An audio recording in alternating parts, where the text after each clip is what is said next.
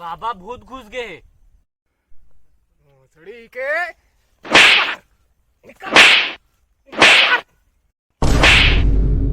ये बाबा एक अंदर नहीं घुसे, के घर में घुसे है। सॉरी बेटा।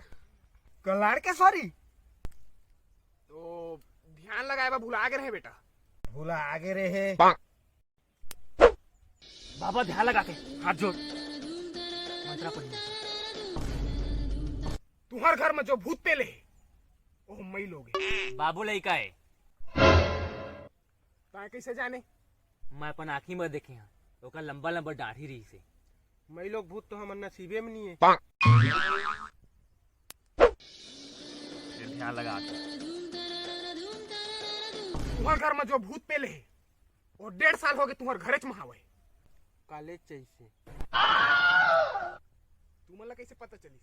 हम लेके आए हम तब तू मन जावा छोड़ देवा। ए बाबा मजाक उजाक करे के मूड मनियन हमन, कुछ बता हमन ला। अब एक करेक्ट उपाय बाचे का बात है? बताया था ना। चप्पल मार वाला भूत भगा ही